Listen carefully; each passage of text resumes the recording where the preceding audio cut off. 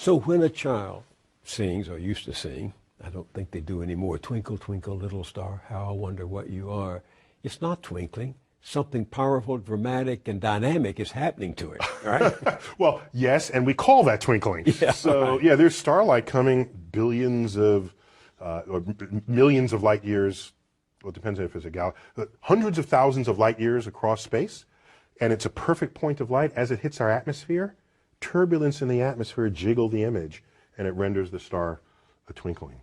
And by the way, planets are brighter than stars typically, like Jupiter and Venus. Venus has been in the evening skies lately. And if you go "Twinkle, twinkle, little star, how I wonder what you are," and you want to wish upon the star, most people are wishing on planets. Right. That's why the wishes don't come true. The planets are the first stars to come out at night. Don't you sometimes feel sad about breaking all these myths apart? No, because I think it's some myths are deserve to be broken apart out of respect for the human intellect. That no, when you're writhing on the ground and froth is coming out of your mouth, you're having an epileptic seizure. You have not been invaded by the devil. We got this one figured out, okay? I mean, discovery moves on. So I don't mind the power of myth and magic, but take it to the next frontier and apply it there. Don't apply it in places where we've long passed what we already know what's going on. I came out of the planetarium, and that evening I sat thinking about what you said in the show about you acknowledged the Big Bang, and I remember that Hubble rewound the process mathematically, correct me if I'm wrong, and calculated that everything, matter, space, energy, even time itself, actually had a beginning. So it turns out that was not Hubble, although Hubble had the data that enabled the calculation. The person who did that was a Belgian priest, Georges Lemaitre. He's a priest, physicist priest. Right. Okay? What a cool thing to have on your business card. You got people coming and going with that. But he calculated what the implications of Einstein's general relativity, which was the new theory of gravity, would be with Hubble's expanding universe. And he says the whole universe may have begun in a singular point in the past. And thus, Big Bang as a phrase was used pejoratively of this idea, but it stuck. An incredible flash of energy and light, though. And matter, and yeah, all of this, all of the above. Do you give people who make this case that was the beginning and that there had to be something that provoked the beginning, do you give them an A at least for trying to reconcile faith and reason? I don't think they're reconcilable. What do you mean? Well, so let me say that differently. All efforts that have been invested by brilliant people of the past have failed at that exercise. They just fail.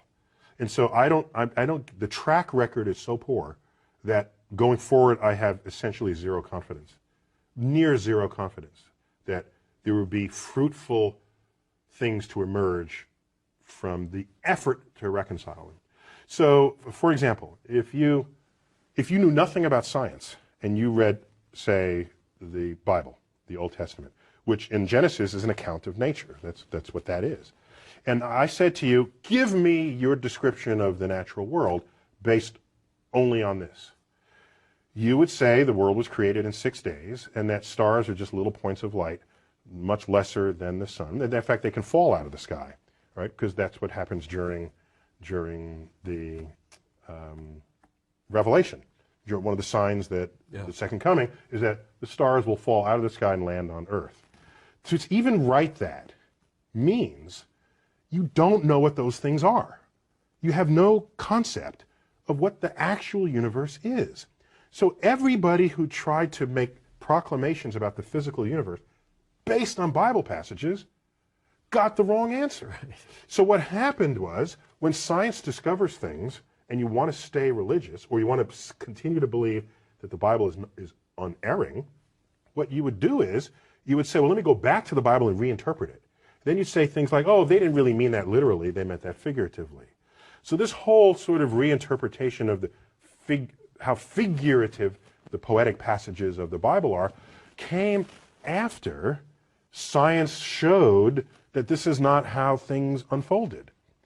And so the educated religious people are perfectly fine with that. It's the fundamentalists who want to say that the Bible is the literal truth of God, and want to see the Bible as a science textbook, who are knocking on the science doors of the schools, trying to put that content in the science. Enlightened religious people are not behaving that way. They're saying, yes, science is cool, we're good with that, and use the Bible to get your spiritual enlightenment and your emotional fulfillment. I have known serious religious people, not fundamentalists, who were scared when Carl Sagan opened his series with the words, "The cosmos is all that is, or ever was, or ever will be." That scared them because they interpret that to mean then if this is it, there's nothing else, no God and no life after. For religious people, many people say, well, God is within you, or God, there are ways that people have shaped this, rather than God as an old gray-bearded man in the clouds. So if God is within you, what I'm sure Carl would say, in your mind, and we can measure the neurosynaptic firings when you have a religious experience. We can tell you where that's happening, when it's happening, what you're feeling like at the time. So your mind, of course, is still within the cosmos. But do you have any sympathy for people who seem to only feel safe in the vastness of the universe you describe in your show if they can infer a personal God who makes it more hospitable to them, who cares for them? In this, what we tell ourselves is a free country, which means you should have freedom of thought. I don't care what you think. I just don't. Go think whatever you want. Go ahead. Think that there's one God, two gods, 10 gods, or no gods. That is what it means to live in a free country. The problem arises is if you have a religious philosophy that is not based in objective realities that you then want to put in the science classroom. Then I'm going to stand there and say, no, I'm not going to allow you in the science classroom. I'm not telling you what to think. I'm just telling you in the science class, you're not doing science. This is not science. Keep it out. That's when I stand up. Otherwise, go ahead. I'm not telling you how to think.